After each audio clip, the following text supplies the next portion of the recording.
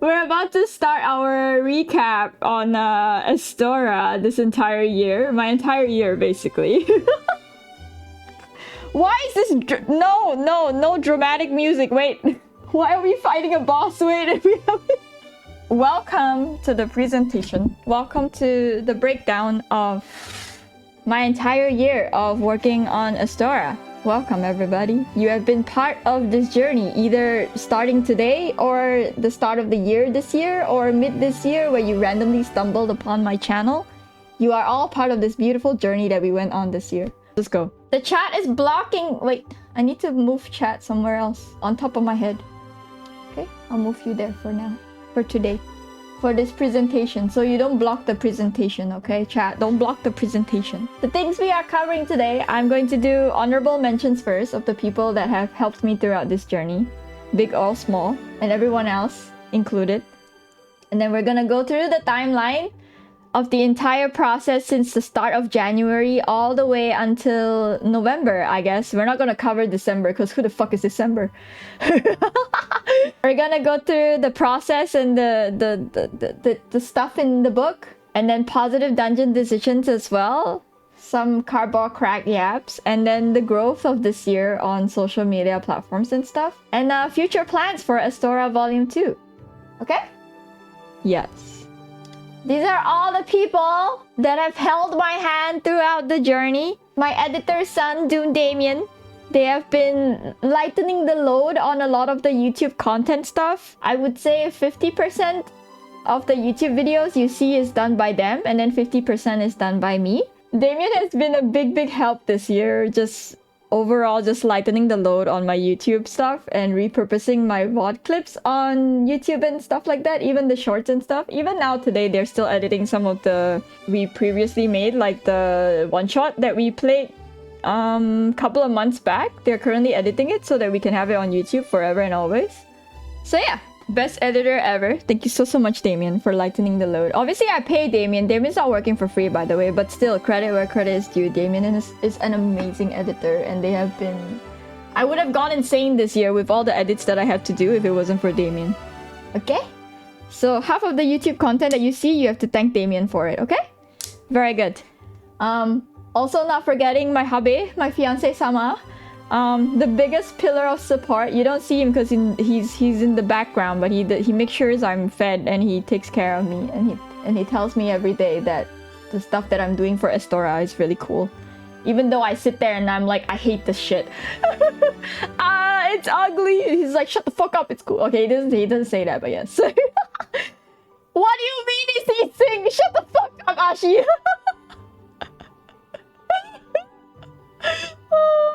I recently joined a what is it? A management thing this year called Zico, which is Zone Check 1. It's right over here. And the manager that I was assigned with was Denma. Mother. She is my mother. She is actually my mother. She actually makes sure that we do weekly recaps, and she makes sure that I don't overwork, even though I am overworking. She checks up on me and she makes sure that everything is in order. She breaks down a lot of my social media numbers for me and just be like, it's okay, Pumpkin, you're doing okay, don't worry about it. You know, that kind of thing. Because numbers are big spooky and I don't understand them. But Denma helps me like kind of like, it's okay, you're doing well. These videos that you put out, they're doing great. Don't worry about it. And I'm like, okay, if you say so, I believe you. A bunch of other people that are important and people that I can't fit into the little notepad. You may recognize some of these people and you may not recognize some of these people, but if you see yourself here, you know who you are. Okay? I am extremely thankful to all my art mutuals that have been a huge support along the way. And of course, the community members that I have built over the years, whether you've been here for the entirety of the 5 years that I've been streaming and you've watched my growth throughout that 5 years, or you joined this year at the beginning or in the middle, wherever, and you know, found out about Astora, and you know, you've been sucked into the cult, the beautiful world of Astora that we have created, and yeah, and decided to support it and are in for the ride throughout the way. Just everyone in general. If I were to list everyone, I think everyone would be pissed off if that one name that I forgot was not there. So I'm doing my best to fit all of you in here, but know that I am 100% very, very appreciative of all of you. Even if you're not listed here, you just I'm so scared if someone's gonna get pissed off that I like when I was putting this together, I was like, I can't fit everybody. What am I gonna do? Okay, now no, we're not doing that. We're not doing that. No, we're not a cult. We're not a cult. I didn't say none of that shit. Okay, I didn't say none of that shit. But know that I am extremely, extremely thankful for everybody that has been on this ride for the entirety of 2025, the rebrand and everything else as well that came with it. I'm just very thankful to all of you for just everything. Your excitement, your encouragement, yelling at me because of things that I said to myself. But everything. Okay? Many loves to all of you. And also not forgetting my cats, of course. My cats, my cats. They didn't do very much, but they're there eating plastic most of the time. And my Twitch subs throughout the year and my Coffee supporters, regardless of whether you donate through Coffee or you're a monthly supporter or you supported for a bit and you dipped out because, life is lifing and then you came back in, all that shit, all these monetary supports, that it helps keeps the light on. It's not a lot of money, but it helps keep the light on. Okay? All of you. Thank you. Thank you. Without you, Astora would not happen. Without you, making Astora would be a lot harder. 10 times more, probably 100 times harder. Ashi for the Uma pools! The number of you talking down or dude, they are, but they are the joys of my life. For those of you that frequent this stream, the orange one is Loki and the gray one is Nyx. You hear me yelling at them quite often on stream because I would hear them eating plastic or doing some crazy shit. But yeah, it's my life in general. But yes, lots of just thank you everyone. Just thank you. I'm so thankful. Without you guys, like Astora wouldn't happen. Now, for the entirety of the year. Well, most of the year. We're not counting December because December just started, right? Christmas just started. Okay, we're not doing Christmas. Fuck Christmas. Who's Christmas? Our year only has 11 months. Y'all, before I reveal it, let me just say, when I put this timeline together, I was like, holy fucking shit. You'll see in a moment. Welcome to the timeline of 2025. Let me explain first. The catalyst of this decision and this leap of faith was a string of events that happened late last year that really led me to kind of just like, nah, fuck it. I don't want to do fan art anymore.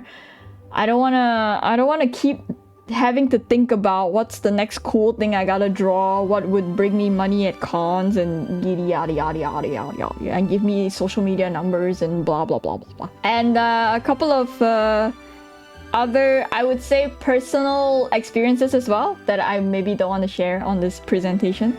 But yeah, a lot of canon events happened late last year that made me kind of just like, you know what? Fuck it. Fuck it. We ball.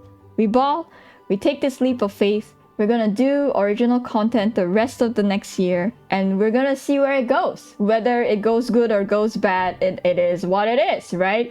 And so the one content that I had from last year that was sitting in the back burner was this set of Inktober animal drawings. They were fantasy animal drawings that now you see in Astora as the pre-made list of characters. But they were initially black and white. And they were initially just done for Inktober with the plans of just making it into like a simple compilation of images kind of book. But I kind of wanted to do more. I kind of wanted to just do more with the stuff that I have instead of just making another like random image compilation book that I've done for the 2 different years of Inktober that I've done. Some of you have the book. It's called Kingtober and it's both called Kingtober. It's just a bunch of pin-up drawings, basically. But yeah, I've done those many times. But yeah, so this year, I wanted to do something different. I wanted to do something more. And the more became a lot more, I would say. Fucking hell, holy shit. And so we start the journey with January, right? Where I joined Zico as a entity to help me manage some of my stuff and, you know, my social media stuff, and to get help where I need to get help for like editing and stuff, wherever I can afford them, you know. We spent the most of January working on Raccoon Retail and the items, and I had a friend help me with the character stat blocks. We also played Dragon Age on January, where the Dragon went missing. We bugged out the Dragon. It was great. It was fucking amazing.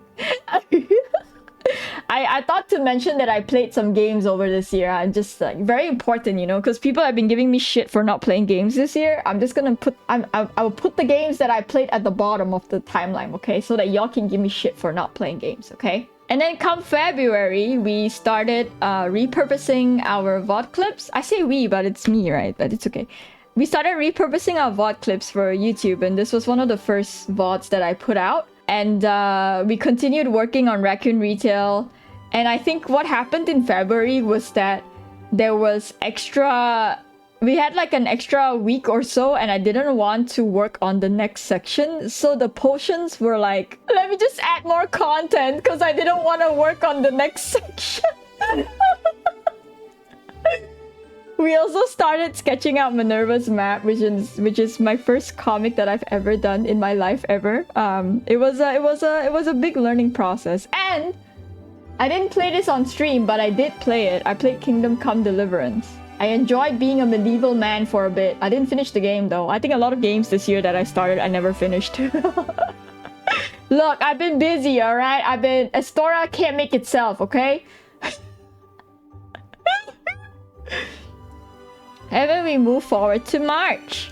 I started drawing my YouTube thumbnails because I realized after a sit down with my manager that they were like, the consensus is that your YouTube thumbnails look very samey, which is very true. If you look at the three like older formats of the thumbnails, they look very samey. And so it gives people the impression that like, oh wait, isn't this the same video I clicked on last week? And maybe that's why the views are kind of dookie. And so I started drawing my YouTube thumbnails, and this was the beginning of the grave that I dug myself in, because yeah, drawing YouTube thumbnails take time, you know, but here we are. This was also the month where I took part in like, I think it was a week or two of a Minecraft RP server called Sekai Sea Fest, and it was a collection of a bunch of VTubers from Southeast Asia that we played like Minecraft together. So there was a bout of moments where I like streamed super long, and there was a bunch of like Minecraft streams. This was a really fun experience. This was my first RP server as well. I got to make some friends. I don't know if they're still my friends. I made some like connections, I guess, with VTuber people. But I don't talk to them anymore. I don't know if like they'll be like, oh, who the fuck is Pumpkin? But we continued sketching Minerva's map for March as well. So lots of work on the side of Minecraft. Why are you dying on it, Ross? It's okay. It's okay. It's part of the work. And then in April, we started doing colors for the comic and the cover as well. We started also working on the Moon Maiden's lore pages. On top of making all these YouTube content as well, and all the drawn thumbnails and all the work. I'm just saying, I just wanted to put all my YouTube thumbnails here just so y'all can see the amount of fucking videos I put out. It doesn't look like a lot, but it's actually a lot when I put together. That's when I became a regular Moon Maidens. Yeah, I think a lot of people were really into the Moon Maiden lore pages, because I mean we're all Asians, and it's very Asian inspired, and we all like the moon. I also started playing Clair Obscur in April, so more games that I never finished. More games that I never finished.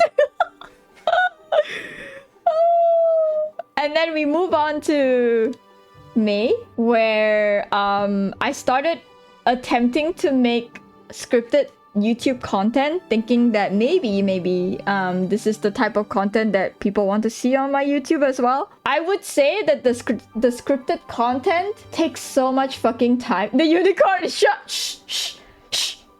We don't talk about that voice. It's in one of those videos. But yeah, we did we started working on more lore pages as well for the Dragon of Death and the birth of the Raven brothers, the two very sexy birds that a lot of people thirst for. I should have a YouTube comment. Hold on. And then we did a lot of lore pages this month of May. We also did the new VTuber design for this month.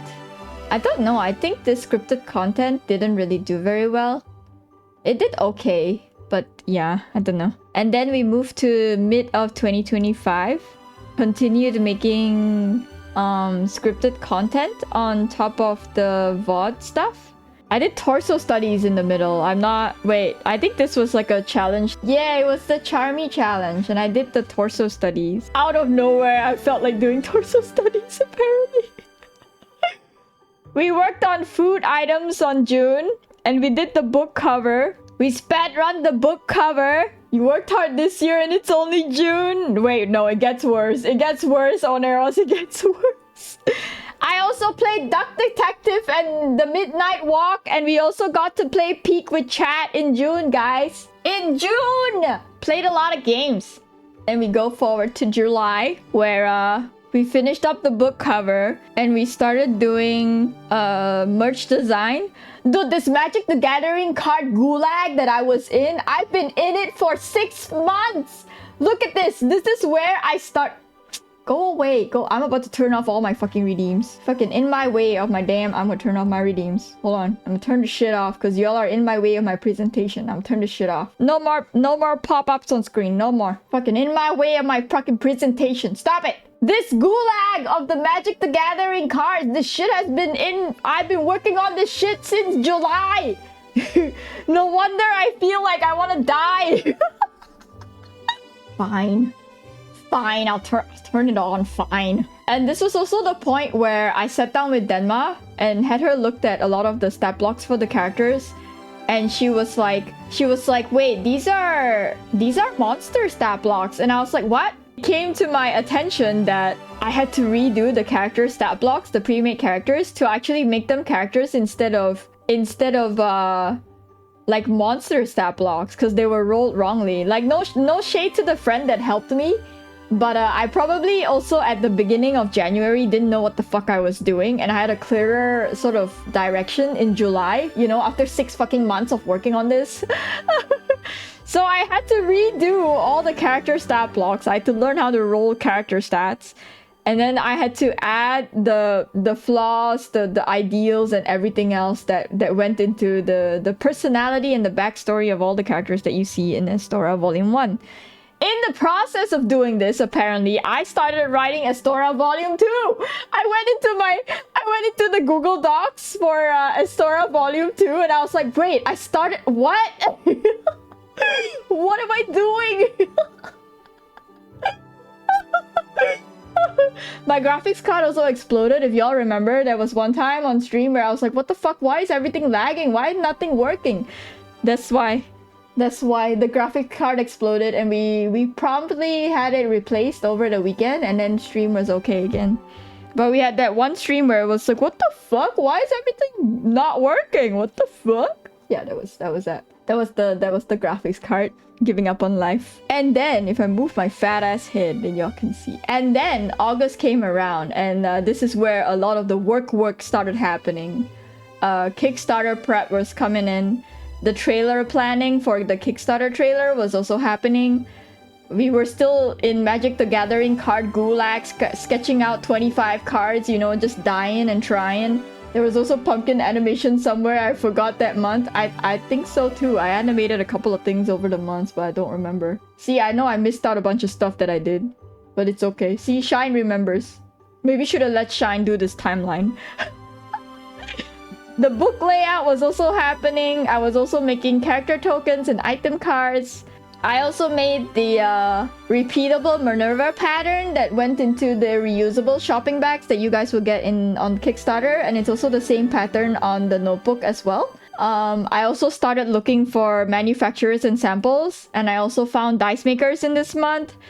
I gave birth to the bird priest for the new campaign that I played with Denma, and then I gave birth to the look back PNG tuber. I know it's tiny and it's in the corner, but it's right there. I gave birth to this PNG tuber in August. And then I played D&D with, like, I got kidnapped by some random person on TikTok, and then I played, like, a one-shot with them. It was fun. I didn't lose my kidney, so that was great. And then Narita Brian came home, very important. Uma Musume, Narita Brian, my Oshipepe. Oshipepe came home, very good, very good. Everything is good. I did a shit ton of work. Look at all these YouTube thumbnails. Look at them. Look at all my YouTube content. And this is just the long form. This is not the short forms that I had to churn out as well. I'm just saying. Woohoo! And now we come to the end of this year. September is Kickstarter launch month. So Kickstarter prep continues in September. The trailer went live on the 23rd. And we are still stuck in MTG card gulag. The samples arrived in September, so I made a bunch of content. I showed you guys all the fun stuff that was being made for Astora. I think there was a stream where I took a break and I doodled some Minerva stuff, and you guys wanted like the butt pad mouse pad, and I was like, maybe. The Minerva butt pad mouse pad. And this was where we gave birth to Positive Dungeon Decisions, where I started drawing isometric character environments. It was plans to do a Inktober daily video upload kind of style for October, which never happened because the shit was...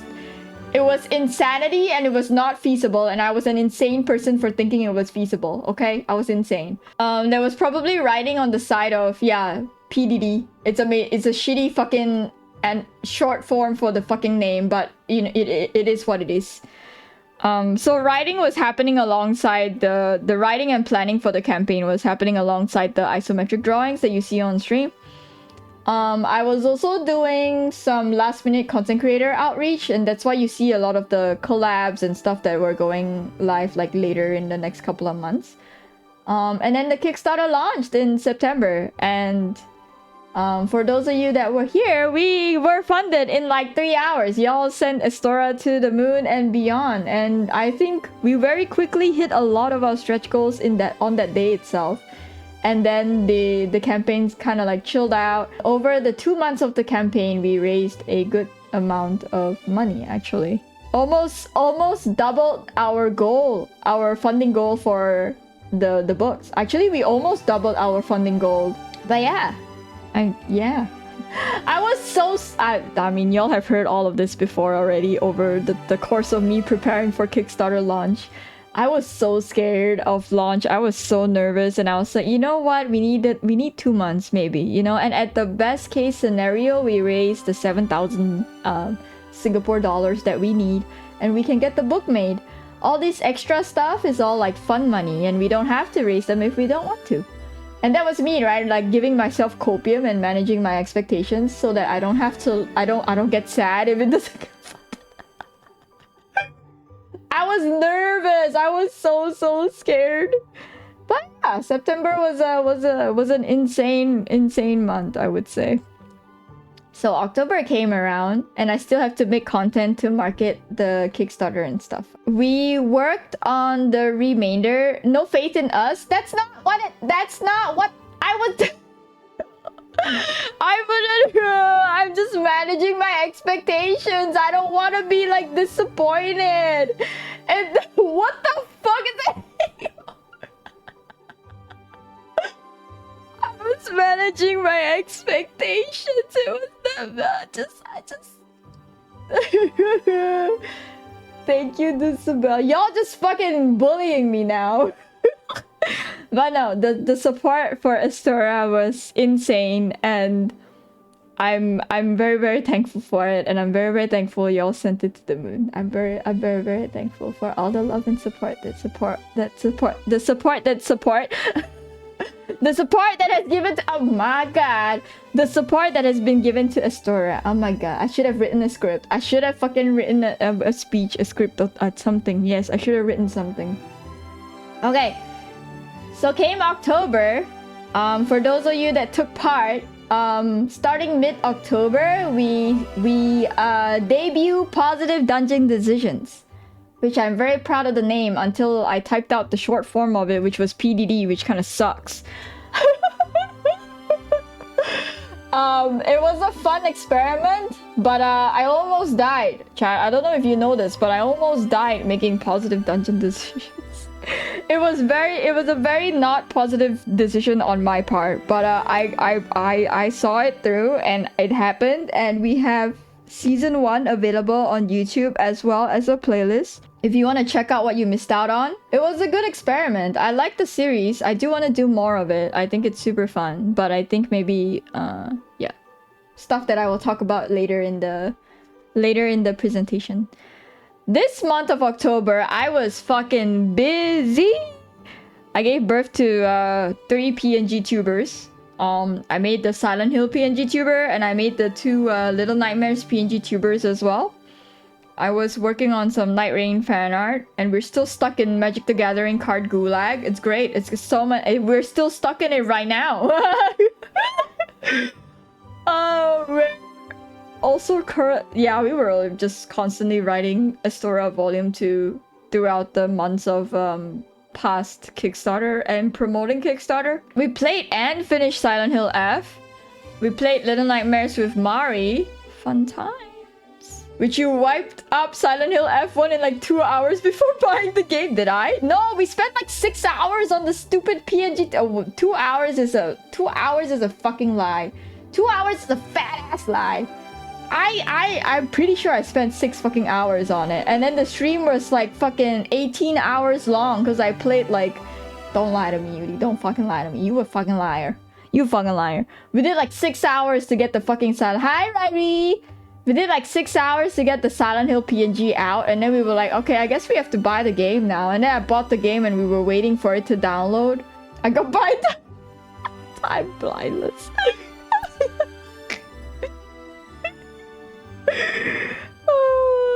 November just came by and went. We're still stuck in the gulags. But one of the memorable things we did in November was that we did our Silent Hill thumbnails, which are really, really fucking cute and really, really fucking fun. I don't care how well or how bad the video does. The thumbnails are fucking good. We also started our TTRPG series where I draw Venus in different TTRPG classes and we spin the wheel and draw we did some Gachiakuta fan art. We continued working on writing Astoria Volume 2. These are things that you don't see in the background, I guess. Like stuff that I'm working on off stream because, you know, writing on stream is not very interesting because you're just gonna hear me typing a lot. Astoria minis were added to the stretch goals, but we did not break the stretch goal. But I will have them available on my coffee store probably when I dish out the digital stuff. Yeah. And then December, which is, well, it hasn't arrived yet, but I've got a bunch of Silent Hill stuff that is already scheduled, so you can look at the beautiful thumbnails that I've drawn. And yeah, we're gonna finalize the files while we wait for a Kickstarter. The plans for December, which is starting today, is that I'm gonna finalize the files. I know no matter how much I proofread the fucking PDFs, there's gonna be typos somewhere. So if you let me know there's typos, the PDFs will be updated, but the books will have the typos because I can't do anything about it. Manufacturing will start probably closer to mid to end of December. And then Comic Fiesta will happen closer to the weekend before Christmas. And then we're gonna just keep going to 2026. Emphasis on the last point. Part of the charm. Hey man, some people might be pissed off, you know. They'd be like, what the fuck, man? I paid like $50 for this fucking book and there's a typo in it. How dare they? You know? There is no rest. I feel like I'm not gonna be resting in December either, so here we are. But yeah, that's the the entire timeline of this entire 2025. Putting this together has been like, holy fucking shit. I'm pretty sure I missed out on a lot of other stuff that I've done over the years. Insanity. I've been doing so much work this year. No, I have not. I have not. Not enough. Alright. Now we do organizing the disorganized mess that is Astora. Well, Astora didn't... Dude, I was looking for the day I actually named Astora, but I can't find it. So I don't know when I actually named Astora. But yeah, I knew I wanted to make an art book, but I was very honestly not ready for... I was unprepared for the amount of shit that I had to do to make this art book happen. I might sit here and be like, yeah, I got this. I know what I'm doing, but I don't. I was like, holy shit, this is so much fucking work. Was the more accurate representation of what happened this year. Well, yeah, it was just, holy shit, this was a lot of work. Oh my god. So I have no idea what I'm doing. But we organized this organized mess, you know, we managed. I think it was sometime in the middle of the year, maybe March. Yeah, sometime maybe June, maybe April. I think so. I don't remember, but I can't find it anymore. So I'm just like, whatever. It's okay. It's all right. Super proud. You did so much. I know, Oneros, but it never feels enough. It never feels like it's enough. Okay, now we go through the contents of this book and how. Yeah, the contents. Let's talk characters. This was the first thing that I started with. Or, well, I started way before. This was the first thing that I had for the book. You workshop names for like a month? I did. The names took forever to make, to figure out. So, for those of you that don't know, the characters were basically done in 2024. Well, the black and whites, like the lines, were done in 2024 as part of Inktober. So I did one drawing every month, every day. I did one drawing every day, and I had 31 drawings by the end of October. Although there's only 30 days in October. Wait, is there 30 days in 31 days in October? 30 days in whatever.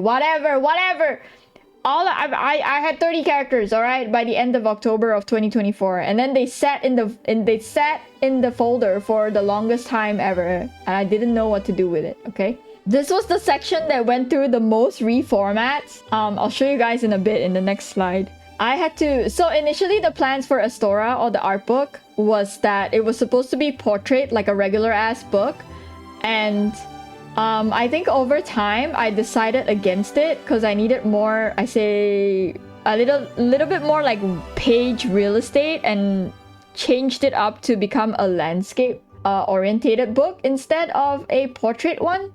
And so with that, it went through so many reformats for like all 31 characters basically. So you can imagine the amount of extra work that I did for just all the character pages, of just like copy pasting and reformatting and relayouting and just redoing everything over and over and over and over. And Clip Studio is not the best for these things, and people were like, why aren't you using Photoshop? I'm sorry, man, I'm poor, I don't have Photoshop, and I don't feel like sailing the high seas for it. Okay, I'm just gonna live with my Clip Studio. It's okay, everything will be fine. I had to re-roll the stat blocks. I mentioned this earlier already. I had to redo the stat blocks for all of the characters. I had to learn how to do this, and so I was very, very thankful for Denma and a lot of my other GM friends when they provided me a lot of the GM tools that were available online and free to sort of aid me in this process of like easing me into the path of becoming a GM basically, because they were like, don't worry, it's okay. Because I'm pretty sure they were like, oh my god, we need more dungeon masters, we need more game masters in our D&D space. And Pumpkin's gonna become one soon, because she's doing all this GM work already for her Astora book. We just need to like help her and make sure she doesn't get scared. And so and they're like, here, take this, take that, take this. This will help with this. This will help with that. This will help with this. This will help with that. Yeah, they were literally like petting me and was like, it's okay, it's okay. Everything will be fine. Take this, take that. You can use this as well. You can use that. And I was like, okay, thank you.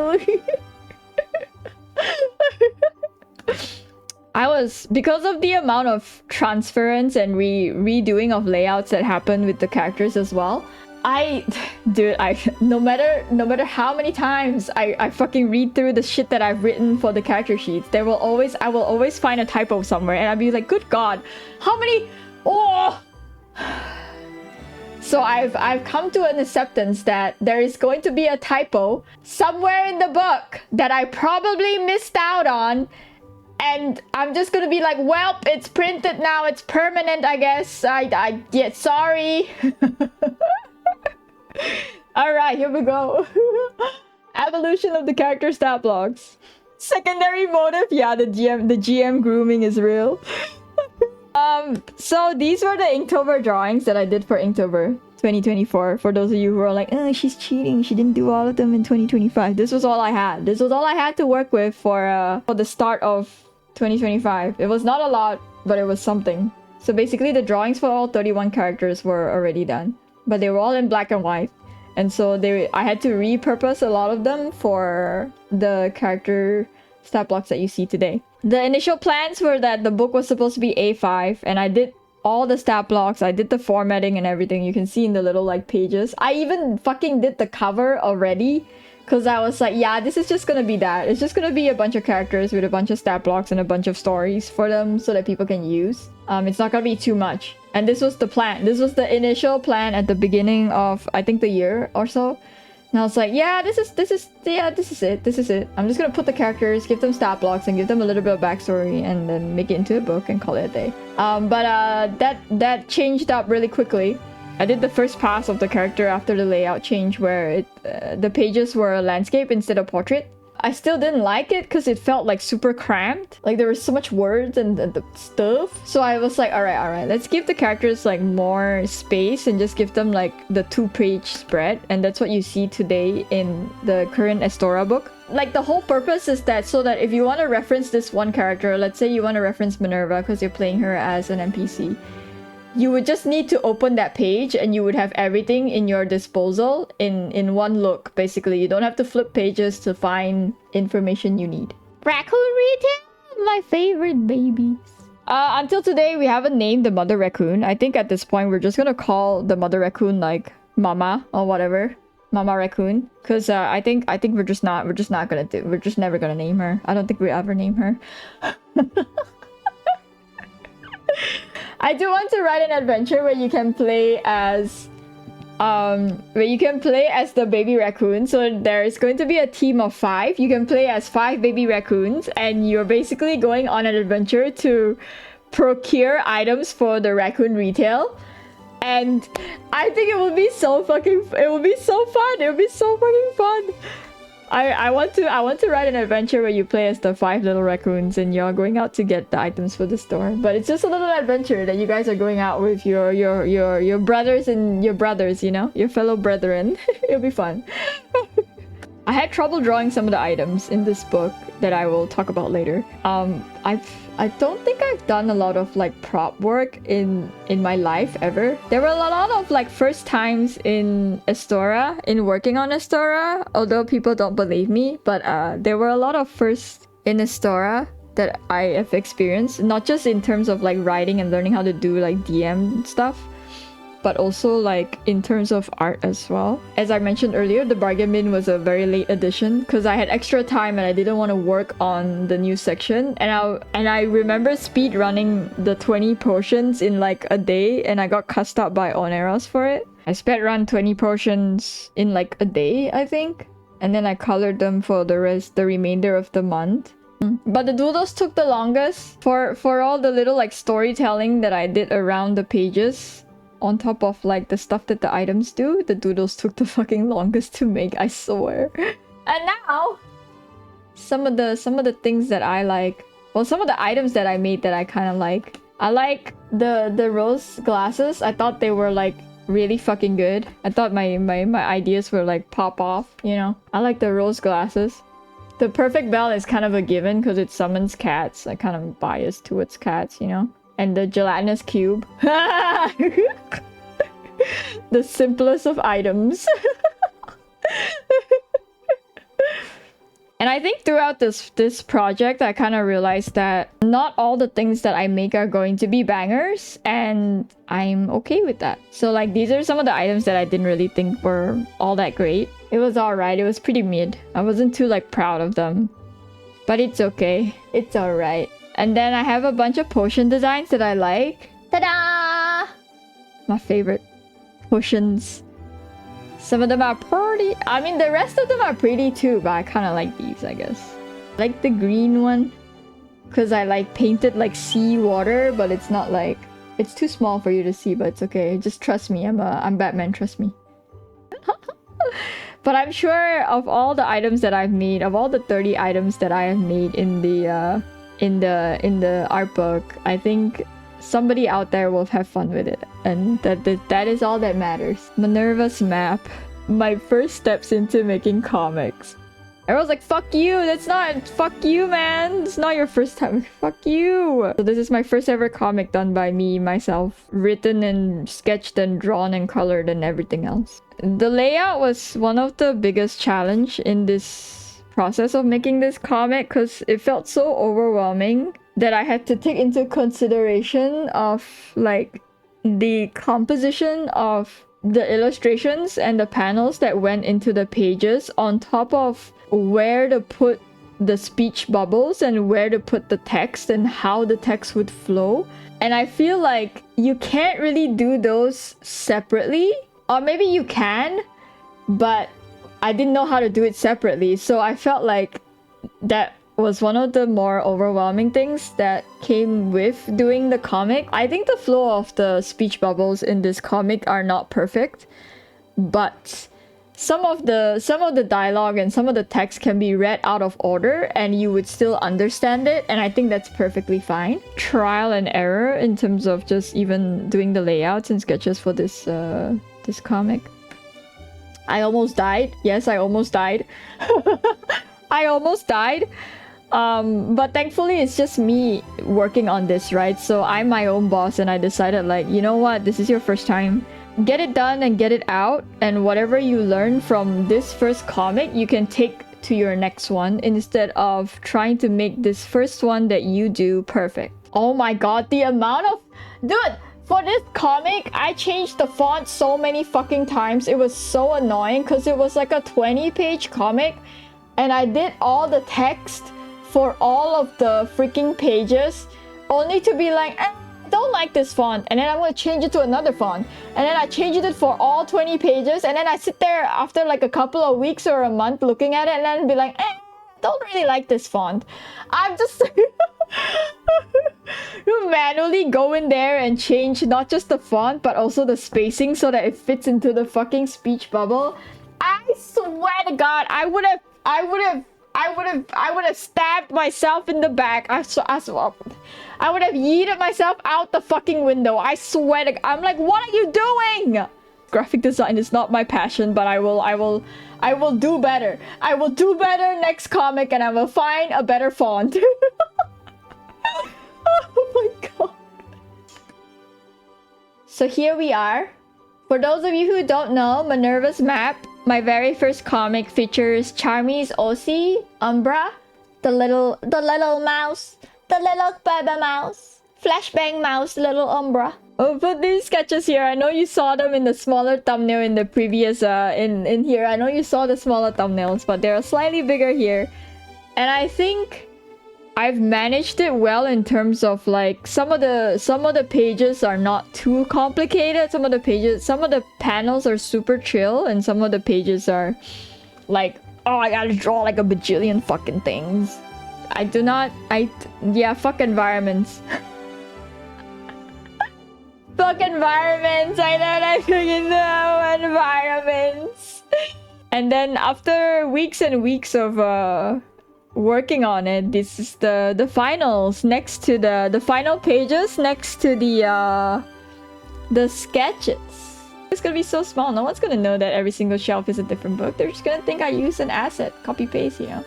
Also, right, from what I realized, the more I draw Minerva, the more distorted she becomes, and I have to like, when I was inking the panels, I had to like wait, come back. I had to put like the the initial concept of Minerva next to the panels that I was working on, because I realized that the more I sketch Minerva, the more distorted she becomes. And I'm like, what the fuck am I doing? And I had to like correct it while I was inking Minerva. Yeah, it was like, as I was inking it, I was looking at the sketch. I was like, who the fuck are you? Who? Alright, then we proceed to our lore pages. This was one of the things that I was the most afraid to do, because I didn't know a lick of world building, and I was like, who the fuck is going to care about my fucking world building with this cringe ass writing of mine? Like, who is gonna care? But I used to do a lot of writing back when I was back when I was a wee lass in high school, back in the Wattpad ages of like forum spaces and stuff. I used to do a lot of writing. I used to write for the school magazine as well. I used to write scripts for choral speaking for my class in my school. I used to do a lot of writing, and I kind of stopped doing a lot of writing. And I think sitting down and working on Astora lore kind of rekindle a little bit of that writer in me, that little flame that I kind of forgotten that I had. Yeah, I don't know. And as I think over this year, the more I write and the more I built the world of Astora, the less I cared about what people honestly thought about it, because at the end of the day, it's my fucking world. I don't care what you think of it. It's my world. I do whatever fuck I want, alright? I still love the Ventruvian mouse. I think eventually I will add this to the subclasses that are available. I doodled this page like the one day that I was like taking a break. Imagine taking a break and, you know, doodling this whole entire fucking thing. But I will probably eventually add it as a subclass. It may or may not come in volume 2. It might, I don't know. But yeah. I know a lot of people want to know more about the world of Astora, but I would like to apologize and tell everybody that I'm building Astora from the inside out. So I'm making like little tiny pieces of like bits and bobs of Astora, and then I'm kind of like putting it together like later. Like I printed the miniature in like different parts, and I'm painting the different parts separately before I stick the miniature together. And so that there are times where I do not have the answers to your questions, and until I do, you're free to use the content of Astora to respectfully to let your imagination flow and let your imagination do what it does best. The lore pages were as painful as the comics to do, but I am very, very thankful. As I was putting the slides together, I realized that doing the comics first before making the lore pages was extremely helpful, because it's the same thought process where I'm figuring out the composition of the illustration to sort of complement the lore paragraphs that goes into every single lore page that I was working on. And so it's the same thing with the comics that I was working on before the lore pages, where I was also doing the same thing. I was juggling, figuring out composition on top of where to put the text and where to put this, where to put that, all that stuff. And I think because I did the comics first, the lore pages felt a lot easier to do, just because I sort of kind of figured out how to do it in the back of my mind with the comics. It was still a challenge, but like it wasn't so like, oh my god, I'm dying, you know? It didn't feel that way, because the comic kind of, the learning process of making the comic kind of helped in that way. Lorem ipsum is my best friend, guys. The amount of lorem ipsum that I've copied and pasted into the lore pages for placeholder text is insane. Yay, lore pages! Woo! Look at all the words and look at all the art. I don't have anything to say to you guys. You guys will read all of this in the book and enjoy yourself with all the beautifully crafted lore. I think only the Moon Maidens have like a lot of like pages to them. Extra pages, I mean. Wait, I didn't just join. What did I miss? Oh, you missed everything, Jax. You missed everything. I told you to be on time. Oh, I already said this, but it's okay. I basically hinted on like a darker past that these Moon Maidens have, because I'm obsessed with Moon Maidens as well. I'm biased, alright? I like the Moon Maidens a lot, okay? I'm biased. And then the Dragon of Death. Actually, this is my favorite section. I have I have a morbid curiosity with death. I kind of like it. These pages were probably one of the hardest ones to draw and one of the scariest ones to draw because I had to draw a Komodo dragon, his face in like different angles, and I was like, I don't know if I can fucking do that.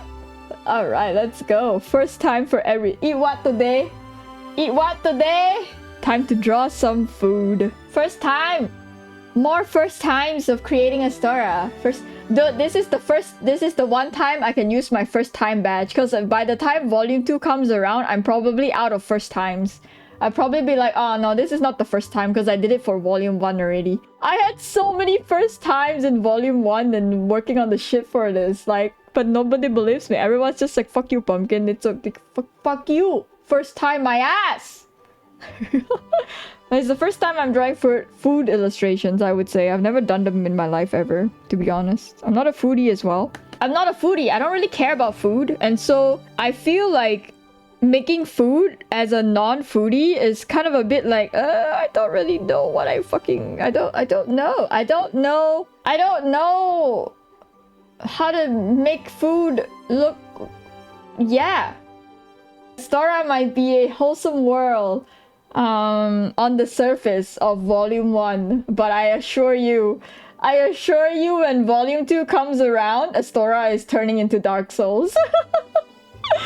No, it's still cute. It's still cute, but you are just fighting eldritch horrors with the power of cuteness. I think that is such a good juxtaposition to have. Don't you think so? For the food items as well, I initially wanted to make a recipe book. I know, shooting for the stars and above and beyond, right? But I didn't know, I don't really cook very often and I don't know how to make a recipe. Like, I might actually cause food poisoning for somebody if I actually made a recipe. I'm just saying. I might kill some people, maybe. I don't know. I don't cook, so I don't know. So I was like, having a recipe would be good, but no, thank you. No, I think never mind. I don't know how to do it. It's okay. It's alright. I might have to like pay a proper cook to like, hey, how would you do this if you were to like make it in IRL, you know? Kind of like the D&D cookbook that they put out. Wizards put out a D&D cookbook, but it was kind of mid, you know? But the whole idea is that two brothers are well-traveled and well-seasoned fighters. The tavern that they run is gonna be very Dungeon Meshi inspired because it's gonna probably they probably have their ways of procuring like monster meat, and so that's why a lot of the stuff you see in the Raven's Edge is a lot more fantastical, is a lot more magical. And honestly, if you think about it, if they serve this every day at the tavern's like gonna be mostly on fire every day, you know, because of how much like random shit happens with the different types of food that is served in the Raven's Edge. But I think the food is fun, and you as a GM can be like, oh yeah, there's like normal bread if you want to eat normal bread, but there are these like today's special, right? And you pick like 1 or 2 from the list of the book, and you can allow your players to like, oh, do you want to try today's special, you know, the tavern special of the day. Yeah, fun stuff. Look at my sketches, guys. Look at my first time drawing food sketches.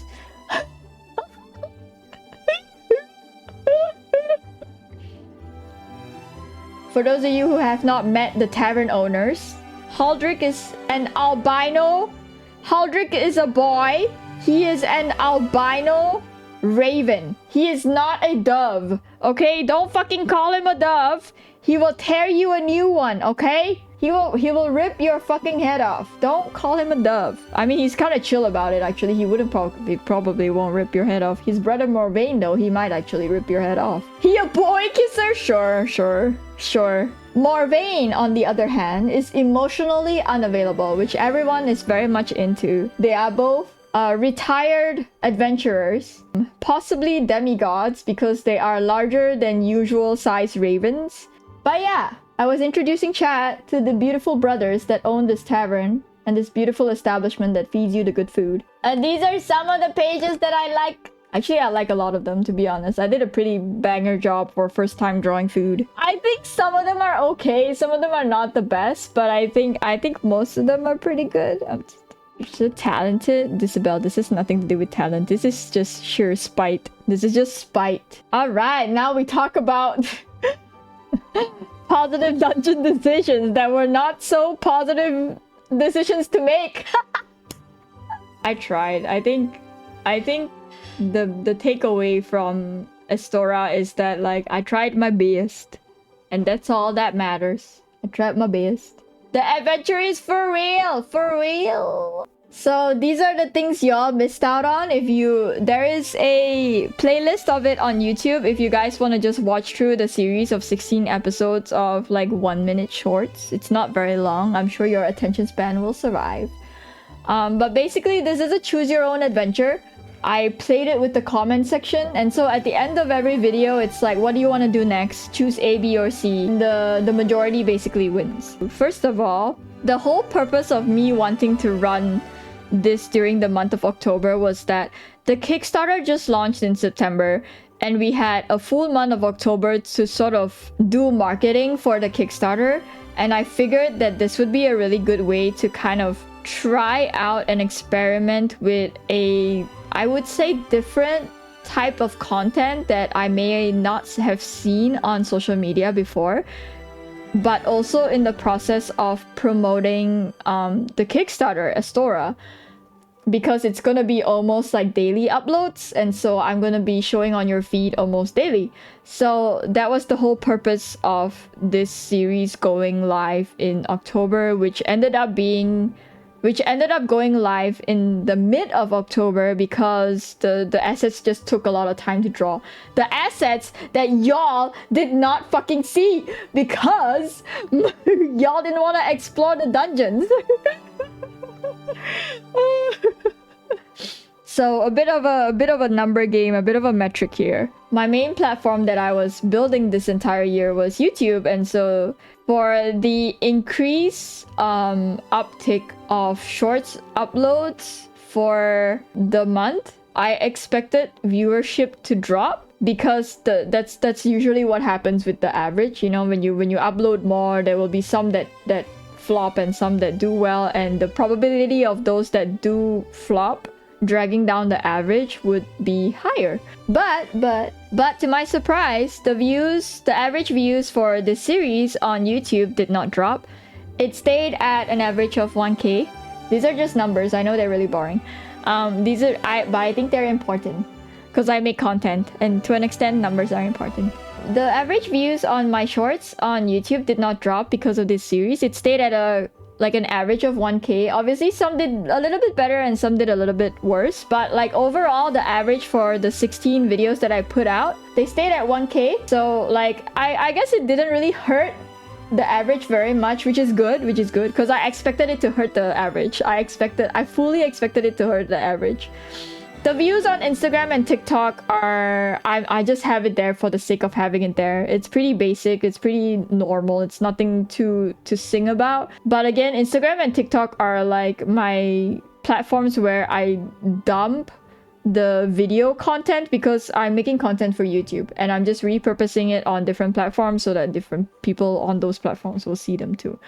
Because I've already made them, I might as well put them somewhere. Woo, pain. Nah, it's fine, it's fine. I think this series did pretty well throughout all the platforms. I think we had interactions on Twitter, on YouTube, on Instagram, and on TikTok as well. Like we had a lot of interactions. And it was one of my biggest fears running this choose your own adventure where I'm like, oh my god, what if nobody responds? You know, what if no one gets into this adventure that I've built for you guys and stuff like that? But I was wrong. Clearly, I was fucking wrong. Observations. After this entire series, the Kickstarter gained $200 after the conclusion of Season 1. I don't know if it's just coincidental. I want to assume that this series gave me $200 extra on the Kickstarter. Another notable thing that I've noticed is that my TikTok following grew really fucking fast during the run of this series. And maybe it's because TikTok, you know, TikTok rewards like daily uploads, and this series was almost like daily uploads with a lot of like chat and like comment interaction basically. But that's just an observation. I don't know if it's actually true, but it probably is. But it was just a takeaway from running this series. It was a lot of work, but it was very fun. The oh my god, there was a lot of parts of the dungeons that you guys did not explore. I will find time to maybe put it into a point and click adventure on itch.io, so you guys can point and click as much as you want, and you guys can still, you know, enjoy the stuff that I planned. Because I planned a lot of shit that you guys didn't see, which was kind of sad. Now, very important, improvements for future seasons of Positive Dungeon Decisions, because I almost died. The one thing we need to nip in the bud real quick is that less is more. Season 1 had so many bells and whistles. There was so much animation. There was VFX in some of the episodes. There were sound effects that were added into like... and there was voiceovers, and I had to do the voiceover narration and script and all that stuff as well. But on top of that, there were extra animations and VFX and sound effects that all happened simultaneously with putting out the episodes. You probably know I was, but I was also dying. How many times have you almost died now? Most of the time.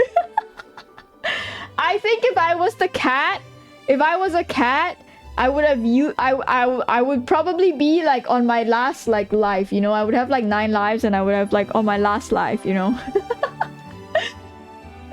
It did. I went above and beyond with the visual effects and the sound effects, and I think it helps sell the atmosphere and the idea of like what's going on. And I think that's also one of the reasons why, you know, people were super into it. I just think that I probably need to figure out a way to do a little less where I can do a little less, and you know, then it removes some of the work that goes into making this the seasons like happened, and the consistent update like happened as well. Scheduling was a problem for this fucking season 1. It was insane, because the idea was that I was gonna do daily uploads, but I realized that if life were to happen and if I had to go out somewhere, I wouldn't have the day to edit the videos, and the editing does take the entire fucking day, sometimes more. And that's why the uploads were at like 10 p.m. my time, because I would take the entire day to edit the videos. There was a point in October where I was like, guys, I have to edit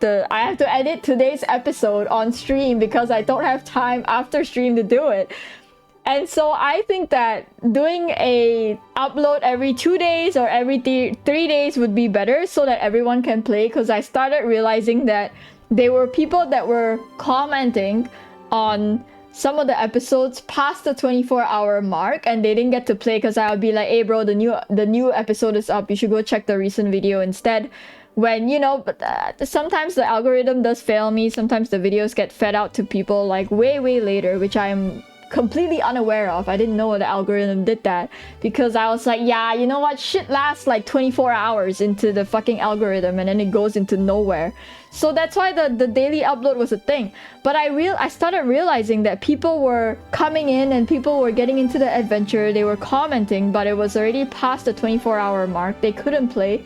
Yeah, exactly. It gives me a little bit more time. Having uploads every 2 days, every 3 days would mean that I would have a little bit more time to work on the videos, and it would also mean that I wouldn't be so stressed out having to like churn out these, even though they're 1 minute, it's a lot of work, videos in that short amount of time, because instead of just 1 day or like 8 hours of the day, I would have like 3 days to work on them before the next episode comes out. And I think it's also good that I can also weave the episodes of the next season into my other shorts, so you get like a variety of content sometimes, where it's like sometimes it's just a VOD clip, and then the next short you see, it's like a Positive Dungeon Decision episode kind of thing, where, you know, like not everything is like ripped out of Twitch, you know, some of it is personally catered for you, personally edited and all that stuff. I think that would be nice to like weave it in between the VOD clips and stuff. For future seasons that will happen, this is what's gonna happen. I don't know what's wrong with people. People are allergic to instructions, apparently, from what I've noticed. This is my biggest takeaway from running season 1. People are allergic to instructions. Like, I thought I had the simplest system for a choose your own adventure, and I was like, what do you want to do? A, B, or C? And there is some dingleberry in my comments that will be like, oh, can I check the room for traps? There's no traps. There's no traps. There's no traps. But it's yeah, exactly. But it's can I check for can I detect magic? I want to cast detect magic.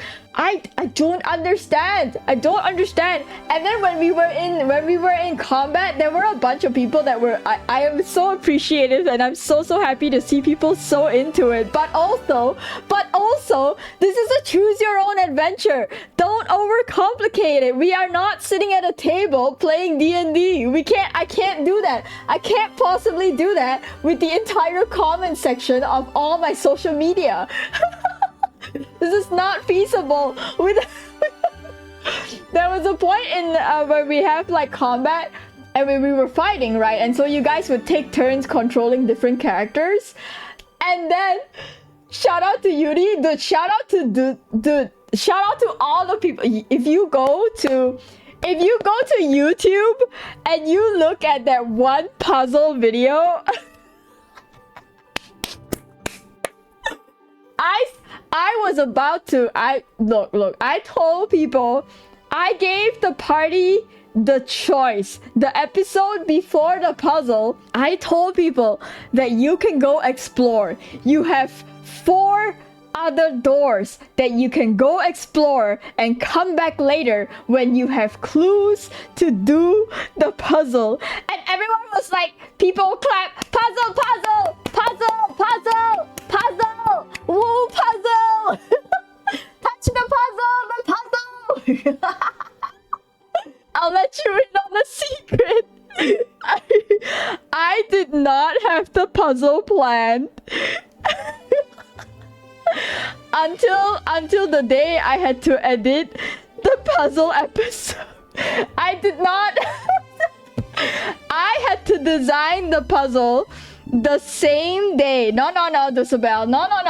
I have the answer for my own puzzle, but I did not design the puzzle until the day I had to edit the puzzle episode, because I assumed that y'all would be smart enough not to touch the puzzle without any clues. But clearly, I have underestimated the stupidity. Okay, it's not stupidity, the curiosity of the comment section. I clearly underestimated the curiosity of the comment section. Everyone, woo, puzzle, woo, puzzle, woo. And I was like, well, I guess y'all are doing this without fucking clues. And if nobody, honestly, everyone, yes, I was gonna TPK the party.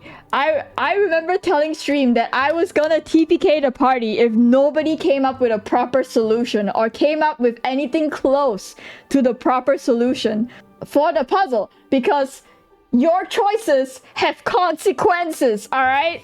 And I gave you guys an out. I gave you 4 doors that you could go through, and y'all didn't want to go through them. So here we are, consequences. And if it wasn't for Yuri, if it wasn't for Dusabel, if it wasn't for these few people that wrote a whole ass thesis on my YouTube comment, I would have TPK'd the party. I would have took everybody's health down to like almost 1 HP. I would have TPK'd everybody. So technically, Yuri, Dusabel, and everyone else that figured out, that kind of sort of close to figure out the puzzle without the fucking clues, y'all technically saved the party. Then they didn't even, yeah, exactly, Shine, exactly. The people that chose to touch the puzzle were like, well, I'm too stupid. Someone else do this, please. Someone else do this. And I was like, oh my god. Okay, and then there was, so in the saving grace of all of this, right, I was also gonna be like, look, if nobody came up with a solution, there was somebody in the comments that were like, look, I'm a barbarian. If nobody comes up with a solution, can I try to punch the puzzle and like see if I can break it? I'm like, yeah, sure, I'll allow it. If nobody comes up with a solution, I will allow it. When I saw the theses written in my comments on YouTube, I was just sitting there like, I am so proud of all of you. But I also got cussed out by Yuri and by Dusabel and by Shine. And it's just like, fuck you and fuck this puzzle. Even Calvin was like, fuck this puzzle, man. What the fuck is this? Oh my goodness. No, but this has been a wonderful experience. I'm not changing the ABC like choices. I just it was an observation that people were like just allergic to choosing the choices. I'm just like, yeah, look, if we all had free will and I could actually play a choose your own adventure with the comment section, I would. But that would defeat the purpose of like majority wins, you know? That we go with the majority choice because everyone would want to do something different, and that would just not happen. That would just not fucking happen. Okay? This was fun, right? And I genuinely think a lot of people enjoyed it. I gained a couple of new followers with this series. And I think the longtime followers enjoyed this series as well, and I'm glad that you do. There was a lot of prep that went into this. And Shine was very angry at you guys for not allowing them to explore the other rooms that I prepared for. I'm also very angry with you guys because there was like a spooky fountain waiting for you guys. Y'all didn't touch it. I initially thought that when I designed the puzzle, it was going to be too complicated for you guys, but I will let you guys know that I am so proud of all of you. The series is over now, but I do plan on season 2, 3 and 4, 5, 6, 7, 8, 9, 10, whenever.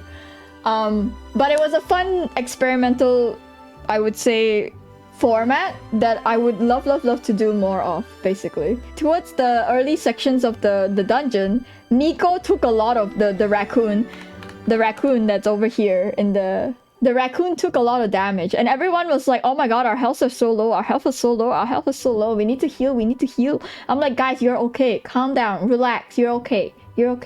Benevolent mercy. And during the boss fight, I'm gonna tell you guys now because it's over. I did rig a little bit of the I did botch some of the rolls because the boss was rolling so fucking high. She would have crit the party like twice, and y'all would have all fucking died. Y'all would have died if I didn't re-roll some of her rolls. Y'all would have fucking died, and I felt like, oh, I don't know if I want to do this. So I did botch some of her rolls. I did re-roll some of her rolls just so that you guys can keep playing a little longer, so that you guys wouldn't just instantly fucking die. Cause I don't think a lot of you realize that she actually has an anti-magic aura around her, and that's why when she came close to the party, I sort of subtly hint that like the raven and the raccoon were feeling like their magic was fading, like their magic powers were being like sucked out from them. But I don't know if anyone caught it. But I built an anti-magic boss and put 2 magic users in the party. Because I fucking can! Oh, moving on. A little bit of a section of the cardboard crack, because we're still in the gulag, by the way. Welcome to Astora's secret lair. There is a 25 card set put together by my community, and at this point of this presentation, I'm still working on the cards. I hate this. So this was the initial concept. I did it really quickly on stream. And then we did a bunch of sketches. And then ta-da! The beautiful final. Amazing. 11 out of 10. Good job, me. Alright, here we go. Growth, guys. Growth. On the 2 platforms that I worked the most and hardest on, I guess. The rest of the platforms I just throw away. Repurposing content accounts now. Even the Twitter is like... We started this year in January with 3,700 followers. And we have since added 1,000 more people into our into our community, into our beautiful community on Twitch. Like 1,000 people follow us followed me throughout this year. I don't know what you guys are doing, but yeah. Our average views went up by almost double, which is wee. Wee.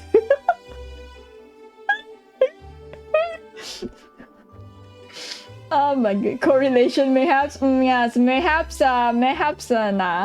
The YouTube numbers are a little bit more drastic in terms of average views and just average views for videos and shorts, just because we actually hunkered down and like, alright, consistent updates, consistent uploads, consistent content, good thumbnails, good SEO, good captions, good titles, all that stuff, right? Everything that came into the process of making YouTube stuff. The average views for my videos were so shit before in January, and look at it now. We're sitting at from 61 to all the way to 1.2 is kind of crazy, actually. Not a fucking shorts be like 1.4k to 23.8k? Like, what the fuck? Look, I got for a lot of the times that I sit here on stream, I feel like I've talked about this a lot where I'm like, I don't know what I'm doing. I don't feel like I'm growing on any of the platforms that I'm putting my time and effort in. I think it's slow and painful. It is slow and painful, but I think that like seeing the difference between just the start of January to November, I mean, there is growth. It's just not like as much as a lot of people out on the loud minority on Twitter are like yelling about, like how they reach like 1 million subs in 2 months or 1 month.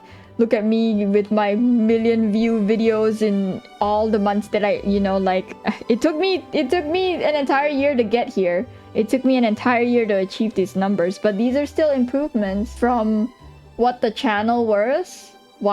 Oh my god, I'm slurring my words. From what the channel was in January, even just in the start of this year itself, right? And yeah, I'm just copium at this point. But I've been struggling on YouTube, I'm not gonna lie. Seeing these numbers feels good, but I feel like I'm still not happy with the outcome of my content on YouTube. I don't know what it is even, I feel. Does more views make me happy? I don't know, to be honest. I don't know. Would more views... I mean, more views does make me happy, but I also want, like, quality community, right? I don't want to just... If it's just purely because I'm chasing views, I feel like I would just do trendy content and just, like, cover drama and talk about drama, because that shit gives me views, you know? Because everyone will click on it. But I think more views on the content that I care about making would matter a lot, but also yeah, I don't know. We will slowly but surely build a very good community, and I think that is more important than anything else, right? I could sit on 1 million views at a video, but what does that give me if my community is like nowhere to be seen? Does that make sense? So future plans, oh my god, future plans, and for Astora and beyond. Wait, I should actually not do this. So D&D Beyond, D&D Beyond, don't sue me, please.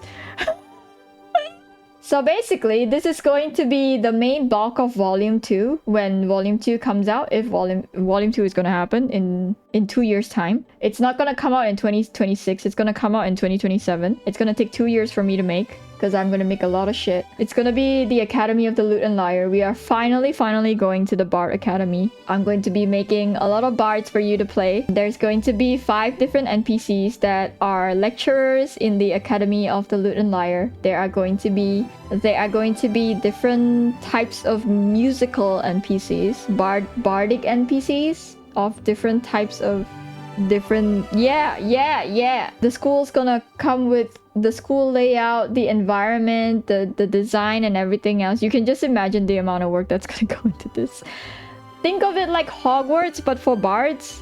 And so the school layout's gonna come with not just places of interest, but also puzzle encounters, lore drops where you as a GM can use as either a little filler activity for your players, or you can use the 5 NPCs provided with their adventure hooks as a start to a one-shot campaign or whatever that you feel like running. So basically the adventure hooks will come with like a story that goes with the NPCs that will be giving you the adventure, obviously. And you're basically just helping the lecturers like figure out secrets or whatever weird happenings that are going around the school. These bard sketches were actually done during one of the breaks. I think I was at... Oh yeah, definition of a break? What is this? This is not a break. I did these bard sketches like back then when I think I was tired one of those stream days, and I just spent the stream like sketching out bards. And then for the long-awaited teased in the Volume 1 of Astora, we are going to get a subclass. We are going to get 2 new subclasses in Volume 2. I have yet to playtest them, but I'm currently still writing them out. We are going to get the Arcane Weavers, where you basically wheel the threads the arcane threads, and you are able to weave things into reality. It's like a, if you've ever played D&D, it's kind of like the monk class where you run on a limited energy system, and the spells that you do are based off of like how much energy you would need, basically. How much, yeah, so it's not a mana bar, it's like a key system or whatever. It's kind of like a D&D monk. And then the other subclass that I'm planning to do is Remembrance. It's basically, think like they're a reclusive community in the world of Astora. The Brotherhood in Skyrim, where you have to, they allow you in invitation only. And so it's another new playable subclass where you play as a master of manipulation and you trade memories. They are able to, this subclass will allow you to manipulate memories, and they basically run on like, you know, what you remember and what you forget will change the world. And yeah, it'll be fun. It'll be fun. This was teased in Positive Dungeon Decisions, the Blood Moon Bond. This was basically the buried secrets of the Moon Maidens. The party left the dungeon safely with 1 HP left on their fucking, yeah. The way I want to format this is that it's gonna be like fragmented scriptures lost in time. It's gonna feel like you are going through a museum collection of the things that they have. The British Museum collection of the Blood Moon Bond, where they have just stolen everything from this place, but they're all like bits and pieces of it because it's just blurred by history, where the lines between fact and fiction is blurred by history, because you get like scriptures from the cultists of the, either like a diary of their daily comes and goes, or you know, the stuff that they maybe go through, or just writings of their sermons, poetry. It's gonna be really fun. Poetry, music, a bunch of stuff, right? Just everything that encompasses this forgotten time of the Moon Maidens. You would also find frantic scribbles of like outsiders accounts. I kind of want to add like outsiders accounts, because I would assume that the way I see it, the Moon Maidens were never a public community. They are rabbits. They live underground, and so this was their origin, where they kind of followed, maybe listened to the wrong god, listened to the wrong whisperings, and they have been led down a dark path of betrayal and misunderstanding. But the Moon Maidens that you see today in Volume 1, they have recovered from the dark past. They have buried it underneath their temple, and they have completely gone Fight Club with it and be like, we don't talk about this. And even though you have like the old scriptures and stuff, these scriptures are also written by people that have rewritten it over and over again. And so like the more you tell the story, the more like it's gonna get all like fucked up, and it's all gonna be like discombobulated and shit. And that's what I kind of want in this sort of like, when I write this and when I build this up, like parts of it, when you read it, you're gonna feel like, wait, this don't make sense. There's one account that I recently read, like somewhere else in one of the scriptures, that says one thing, but this other scripture says another thing. And you're gonna realize that history is unreliable because it's written by just people. I like to approach Astora and world building of Astora this way, just so that like I think this feels more realistic than just having everything perfectly connected in that, you know, big whiteboard way, where like this one goes here, this one goes here, this one goes here, this one goes here, and I have it all perfectly lined up and perfectly answered, and everything goes together and everything is a perfect jigsaw puzzle. When in actual fact, in real life as well, when you look at history, a lot of it is not well connected, and most of the time we don't fucking know what's going on anymore. And it's kind of like, you can read one account from one person and then you read another account from another person. This person is gonna say, oh, this ruler is fucking amazing, this ruler is the best guy in the world, and then you read another account somewhere, right, and he's like, this fucking asshole is a dickbag, he stole from my farm and he stole from my village and he killed my cows and he killed my dog, he's a fucking asshole. Like, it's told by different people, and different people have different stories to tell about the same thing that you would be looking up for. Alright, stuff free stuff that will tide you, that will give you Estora content that will tide you to 2027 before Volume 2 comes out. So back to the solo adventures, I do plan to do one of these. I've never done this before. I don't know, it might take some time still because I still have to do art on top of this, but I do want to get some of these out throughout the year so that you guys would have some Estora content to play with if you guys ever want to. If you don't want to, you can just get it to look at pretty art. That is also perfectly fine. But yeah, these basically are going to be themed around Estora and the environment of Estora. So think of it more of like, because you're playing a solo adventure, it could be very simple. You don't have to be going out on a full-ass campaign. It could just be, imagine being able to start your apprenticeship at the Dragon of Death. Let's say you got a job at the morgue, right? And you are learning the ropes and the ways of trying to do rituals for the dead. Weird stuff is happening, maybe you fuck up the ritual, maybe something goes wrong. Because you're playing with a deck of cards, a lot of random things may happen. And so I think every adventure that you go on will be... there is so much replayability. It's just a lot of work, but it's a lot of replayability for people that enjoy these types of things. This is actually one of my most excited things to do next year because... Volume 2 is not gonna come out until 2027, yeah? Volume 2 is not gonna come out until 2027 because I'm gonna take time to actually make good stuff. And cook stuff. Yudi had it in their... Yudi felt it in their gut. They were like, oh my god, yes, it's almost ending. This pumpkin's been yapping for too long. It's almost ending. We're almost to the end. I can leave now because Pumpkin's talking too much. For those of you that don't know, Damien is the beautiful editor that has been lightening my load on the editing for the entirety of this year. They've just popped into chat to make me drink water. But yes, everybody, people clap. Give Damien their flowers. Damien has helped so much in this entirety of this year, in just lightening the load of just keeping my YouTube channel alive and just editing the VODs and putting out the good work so that I don't need to work too hard on all the things that I'm already currently working on and have on my plate already. To just wrap it all up without crying.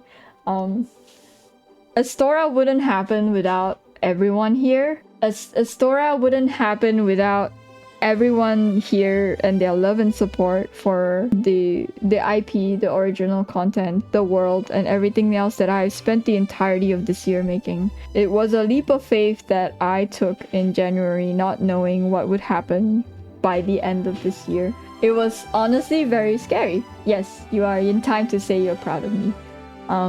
And I am... No, wait, we'll do this without crying. I'm so much happier as a creative and a creator.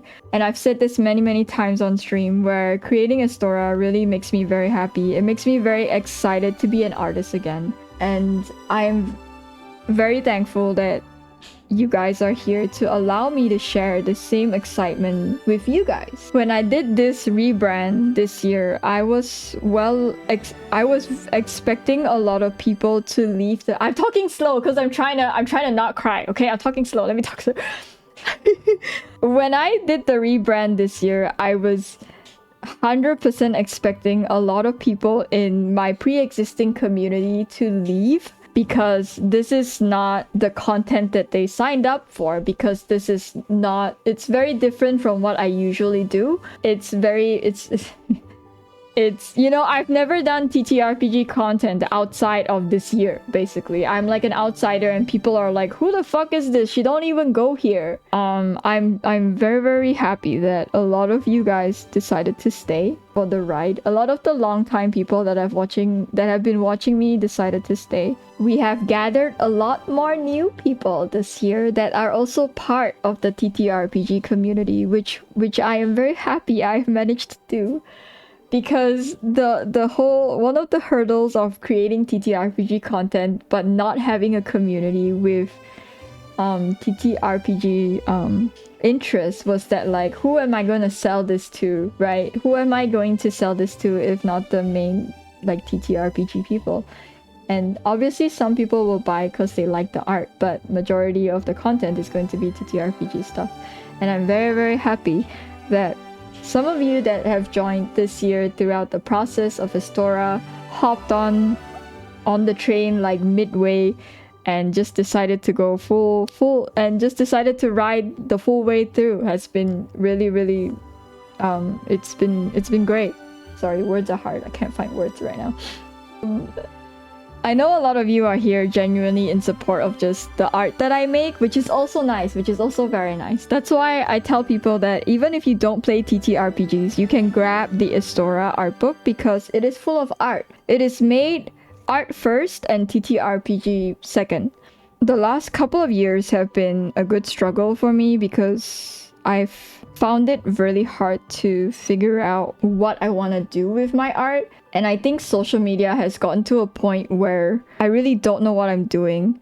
And it has resulted in me being extremely detached from the work that I create. So I would do a piece of art and then I would schedule it or I would post it on the internet. And then I became very detached from the art that I was making. I think last year was like the turning point. I kind of made the decision because I realized that like the last couple of years have been really good for me in terms of conventions because I've been interested in the things that people were interested in, like the popular thing of the year, which is like Baldur's Gate and Elden Ring. After the con, I kind of thought about like, oh, so what am I gonna do next year? What is my big piece next year that is gonna make me all the money? And I sat there kind of like, I don't know. Do I really want to keep doing this? And so I decided that this year that I didn't want to, and I had stuff that I could work on, which was the set of 31 animals that I had that I didn't want to just make into an art book. Content creep happened and it just became so much more than it was. Astora just became Astora because the content creep happened. Me wanting more became me wanting so much fucking more. I'm very, very thankful this year that Astora has seen the little success that it has. The big success that it has. Sorry, I'm gonna get beat up in chat. The big success that it has. It has been sent to the moon and back with all the love and support, either from my friends or from my mutuals, and everyone else in my beautiful community that we have built together this year. Throughout the entire journey of making Astora either live on stream or off stream. I come with the building! I feel like a lot of things in Astora are not going to be perfect. A lot of things in the art book are not going to be perfect, but it is finished for now. I can't wait for book 2. I can't wait as well. I've been writing book 2 since July of this year. Here's the 2 things that are gonna happen next year. I don't know which one's gonna happen first, because I bought 2 Blender courses from Colosso during the Black Friday sale. I am fully committed to learning Blender and the power it's gonna give me when I do learn Blender. And it will only add to the growth and the amazing work that I will do for Astora in the future. I don't think I'll be resting, but I think December is not the time to start Blender classes or start learning the Blender classes. So I'm thinking that next year, 2 things are gonna happen. Either we're gonna start on Astora stuff for volume 2, or we're gonna take like probably the first 6 months of 2026 to learn Blender.